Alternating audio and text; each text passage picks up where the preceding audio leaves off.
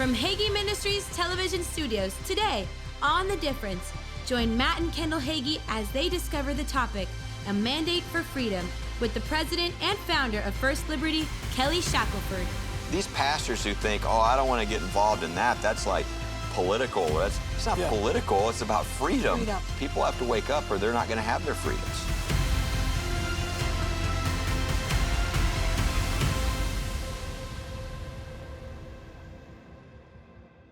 Hello and welcome to The Difference. Kendall and I have a very special guest today, Kelly Shackleford from the First Liberty Institute. He's the lead counsel and founder of the organization that is doing every day what it can to defend our religious liberties and freedoms. Kelly, so good to have you on our program today. Thanks for having me. You know, First Liberty is a busy organization. As a matter of fact, I heard you list some statistics of the work you were doing 10 years ago and the work you're doing today. What kind of increase have you seen? Well, I think 10 to 11 years ago, we had a total of 48 cases. Last year, we had 321. Wow. This year, it's going to blow 321. So, I mean, it's just increasing. The attacks on religious freedom in our country, unfortunately, are increasing each year. Well, and that's what I think is very important to pull out of that statistic is it's the volume of effort that is required to defend religious freedom. That's what First Liberty does. It dedicates itself to religious freedom. And, you know, you were mentioning in a conversation how people who aren't necessarily religious, they want to make sure that religious freedom is protected because they kind of see it as the coal miner's canary, if you would. Absolutely. Yeah, our founders called religious freedom our first freedom because they understood that if you lose that freedom, you lose all your freedoms. And, you know, a lot of people don't understand this, but I think a good example is a number of years ago, and I have this happen a lot, a guy by the name of Peter came up to me after I talked, and he said, I'm not religious like you are, but I'm a dual citizen of the United States and Czechoslovakia. He said, and I think that what you guys are doing is the most important thing anybody's doing in this country. He said, I saw this happen. They took down all the religious symbols in Czechoslovakia, and within 2 months, we all lost our political freedoms. And he handed me a check for $5,000. He said, I'm going to be supporting your ministry from now on because I know what happens when you lose religious freedom. This is a guy that's not a person of faith. Correct. He just understands the connection. And for people who don't understand kind of why that is, the best way I could summarize it is the one thing that a totalitarian regime can never allow are citizens who hold an allegiance to one higher than the government.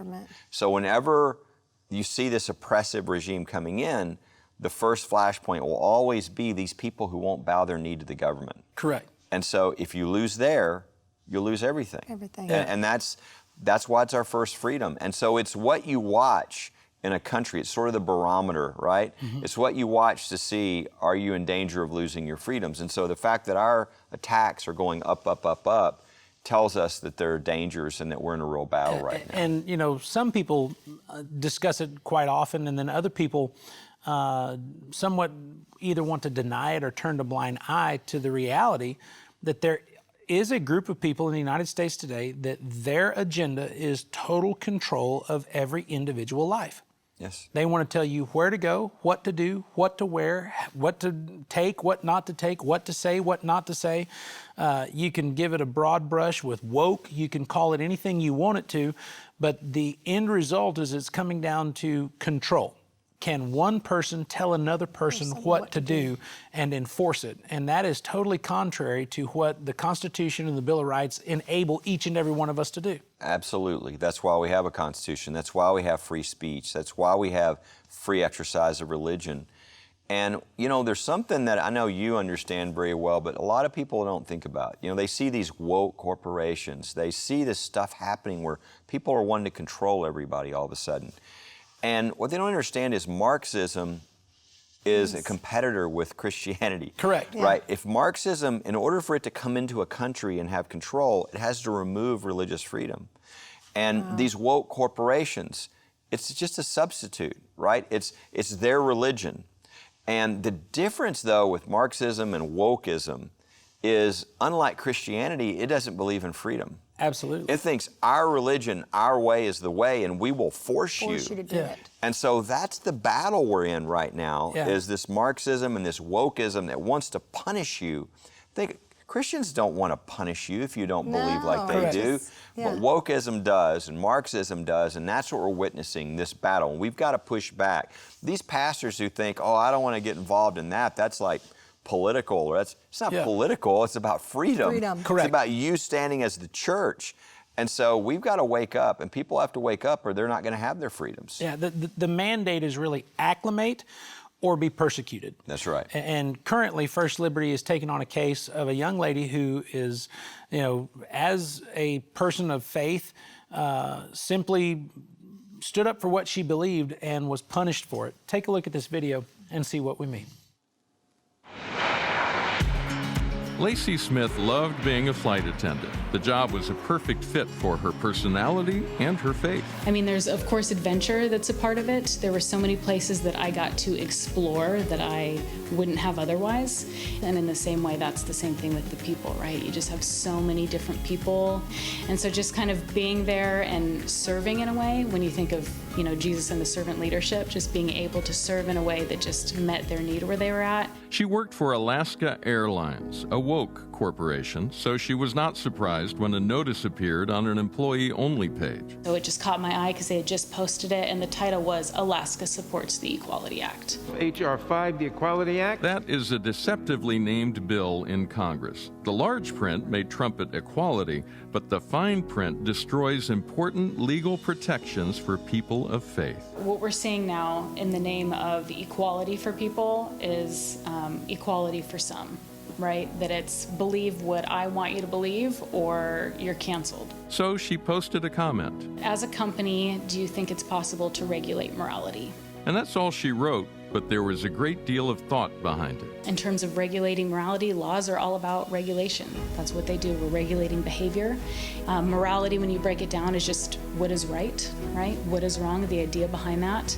As a Christian, my morality comes from God. She says first the airline wrote a response to her comment. Then they deleted it. Then they paused her work schedule. Then they called her in for a meeting. Then they fired her. They said that by my asking the question, I was such a bad person that it merited firing me from my job. And I think that that's the hard part about it, that, what do people get fired for, right? Like, they get fired for being, not caring, incompetent, lazy, whatever. And mine had nothing to do with performance. It had everything to do with my character. And that's what they fired me for, that they said my character was so bad that I shouldn't work there anymore. And the ultimate irony, what Alaska Airlines did perfectly illustrates why Lacey had questions about the so-called Equality Act. I have the freedom to be who I want, unless apparently I work for Alaska Airlines.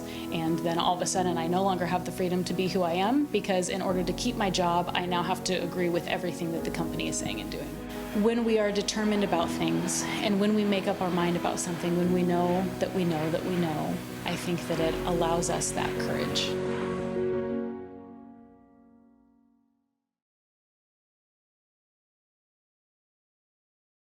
So Kelly, First Liberty has taken on Lacey's case, and it's really kind of interesting that it's a case against the Equality Act that she's actually having to stand up and defend her faith and her freedom over. It shows that the Equality Act is very deceptively named.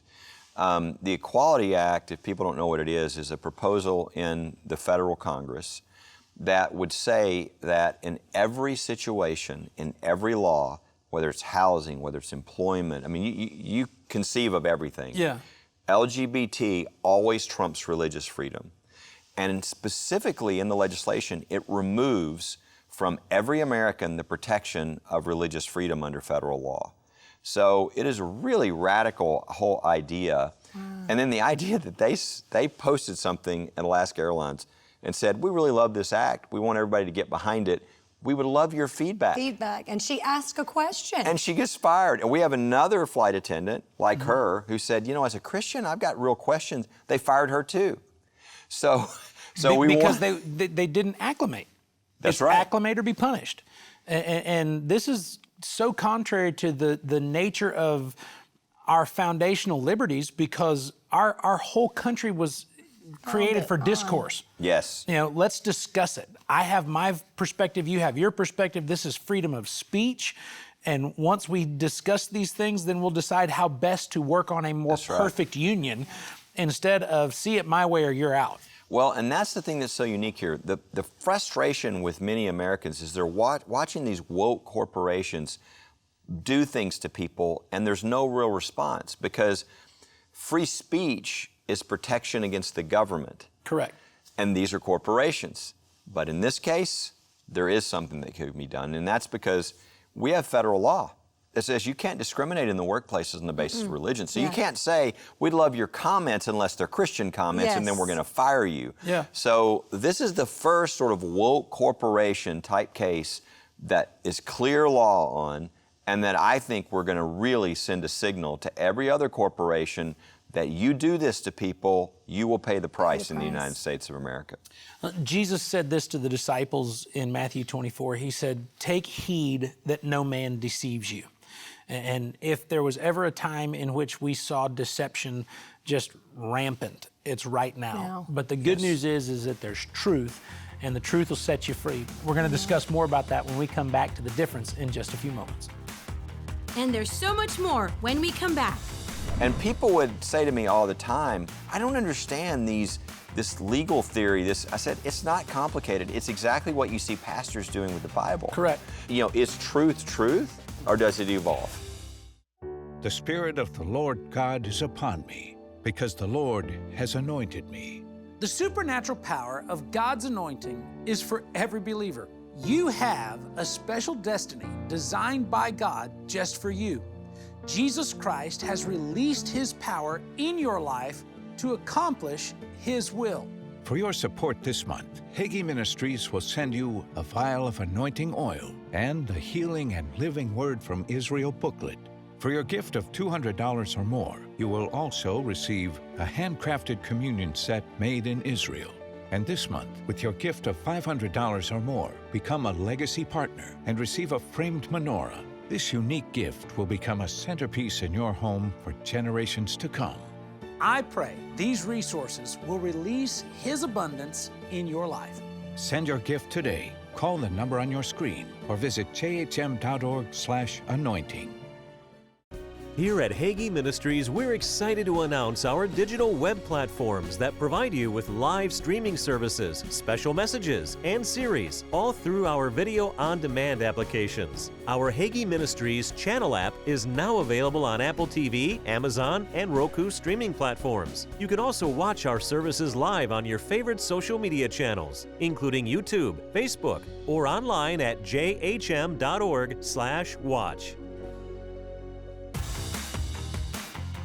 Welcome back to The Difference. Kendall and I have as our guest today Kelly Shackleford from the First Liberty Institute. And Kelly, before we went to break, we were talking about an individual's case.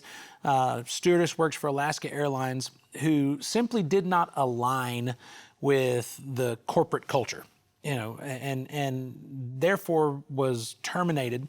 Your organization has taken on her case. What does that mean for people who are watching at home and they say, well, you know, I'm not a stewardess, I'm not working for that company, but it does have an impact on their lives in a very real way? Well, number one, I would say they need to know that there is a federal law that protects them in the workplace too.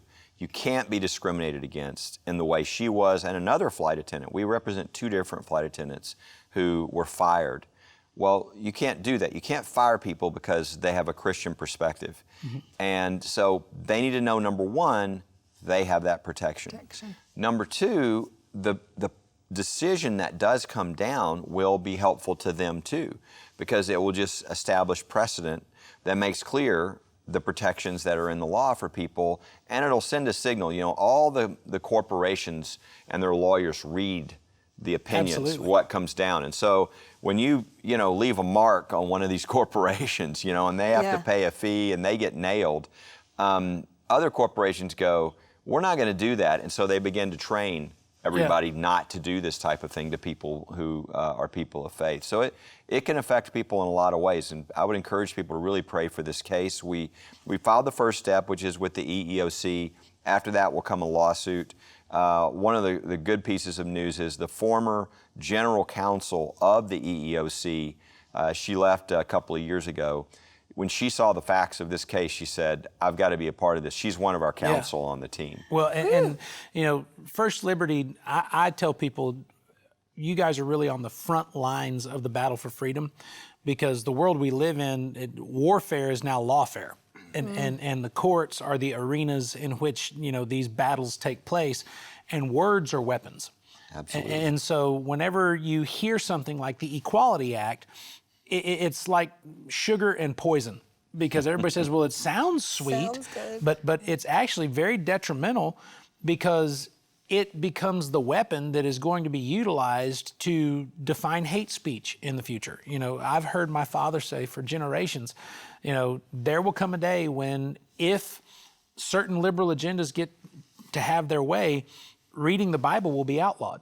You know, because according to things like the Equality Act, if you get up and you read the Bible's perspective on male and female, or you get up and read the Bible's perspective and the truth about marriage, that he created them male and female in his own image, you could be considered utilizing hate speech. As outrageous as it sounds, this is where it starts. That happened. What you described happened in Canada just a number of years ago.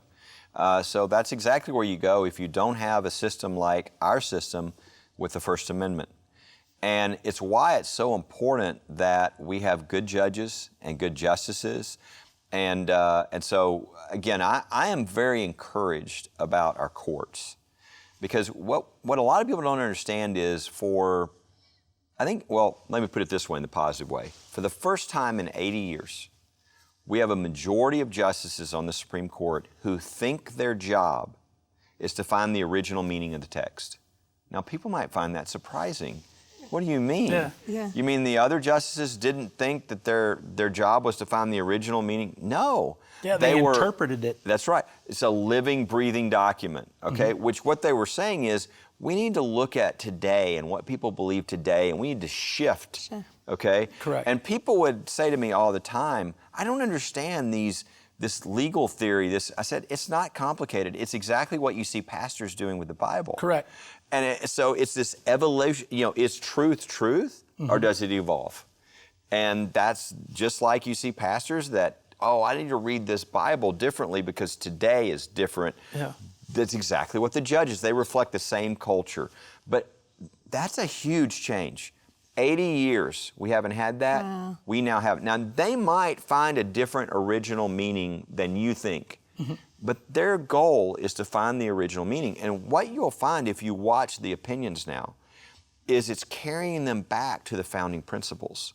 And in religious freedom, it's carrying us back to the pure religious freedom protections we've had, which, you know, have been really watered down through bad decisions.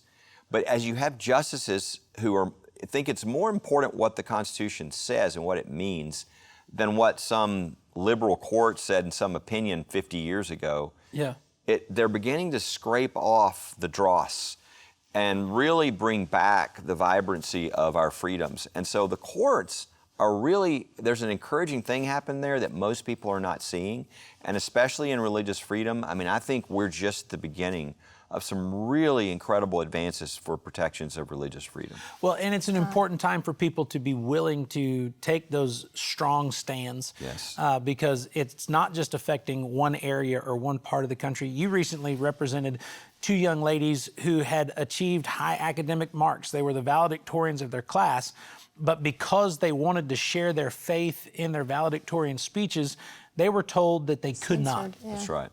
And, you know, that's a clear violation of law. The school is the government. These are public schools. The citizen, the student, is a private citizen. So think of this.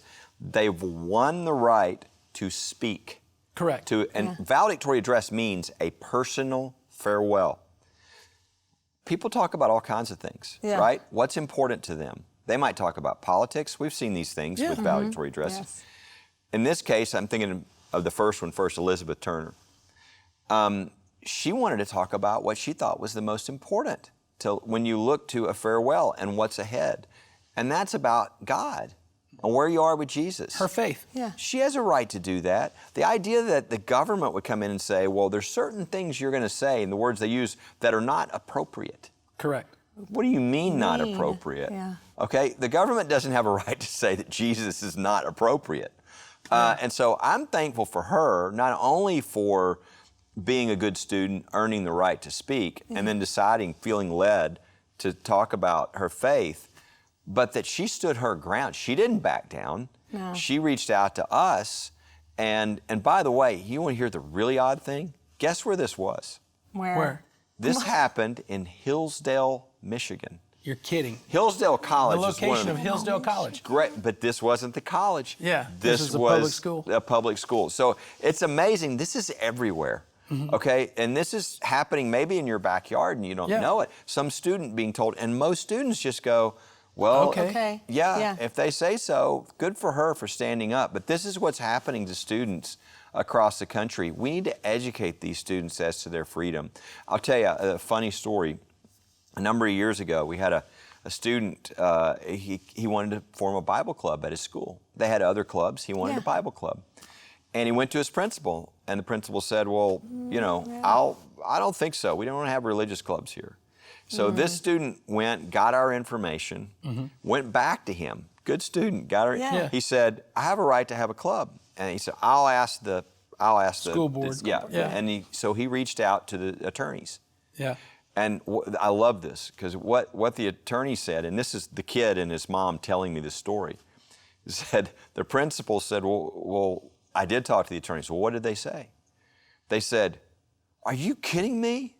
Do you know what First Liberty will do to us if we deny this club? And I was like, yes, success. That's what you want. We need this to happen without anybody having to do anything, because people are standing on their freedoms. They know what their rights are.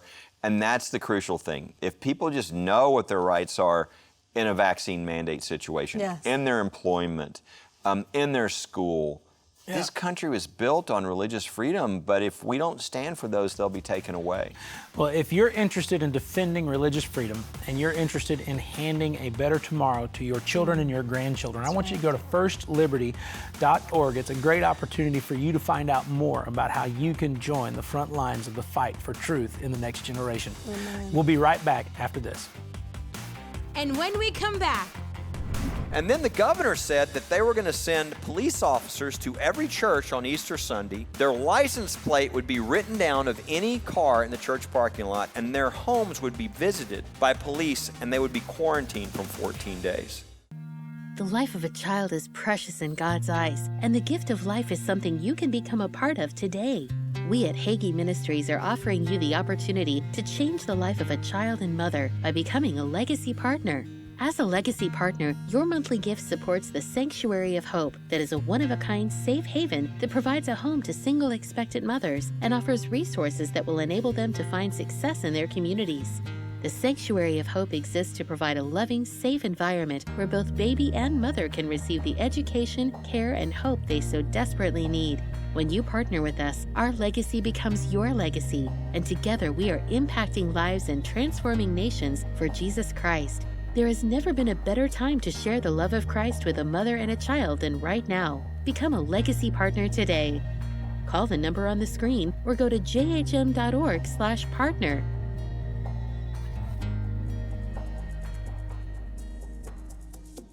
The End of the Age, the latest book from New York Times bestselling author Pastor John Hagee. What would you do if you knew the end of the age would happen in the next 24 hours? How would you spend these moments? In his newest book, Pastor John Hagee examines the prophecies of the Bible in the context of the events taking place in our world. With so much misinformation in the news today, we must not forget that he sees the end from the very beginning. The End of the Age, available now at Amazon.com or wherever books are sold.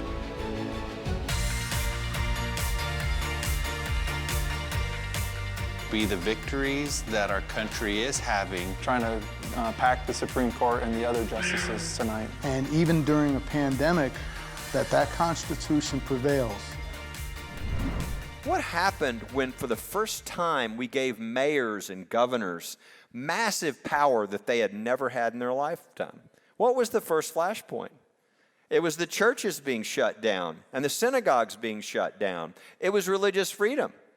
And we knew this, and we went into that saying, Lord, we really need help on this, because we understood there was no precedent, and there's no cases on this, and we knew how hard it would be if you're a judge. Think if you're a judge, a federal judge, and somebody comes into court and says, hey, I want you to open up our church for an hour on Sunday. And on the other side is the governor saying, I'm trying to save millions of people's lives.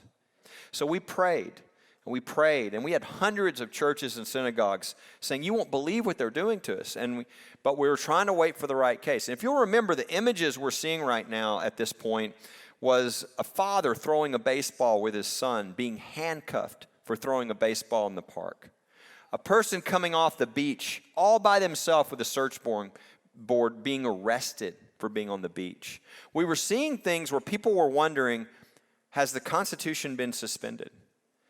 And so we knew this was important. And about a year and a half ago, right before Easter, we got a call from a church, On Fire Christian Church. They were coming into Easter and they were struggling with, how do we come together for Easter but yet be safe? They came up with an idea. We'll drive into the church parking lot. We'll have the pastor speak over a radio frequency, and we can be together.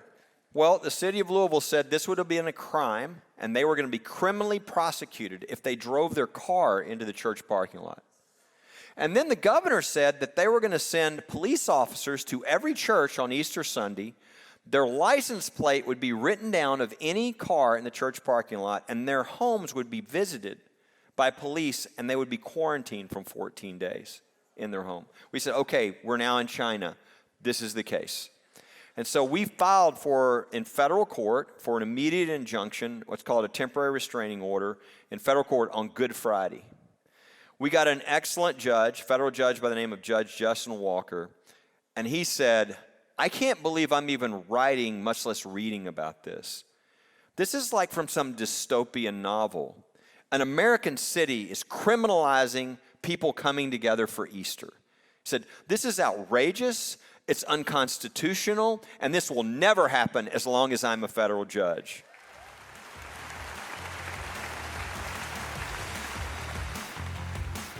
We're so glad you joined us today. Do you want to learn more about this important topic? Here's a glimpse of our next episode. If you look at what's happened to countries who have gone into tyranny almost immediately, it's through court packing. It's incredibly dangerous. I think it's the one thing that if it happens in the United States, our country's over. Now more than ever, it's important for you to know what your First Amendment rights are, how to defend them, and how to stand up for your faith in this day and age. Kendall and I want to thank Kelly Shackleford for being our guest and encourage you to find out more information at firstliberty.org. If you'd like to find out more information about the things that are happening here at Hagee Ministries, you can go to jhm.org, and we look forward to seeing you very soon right here on The Difference.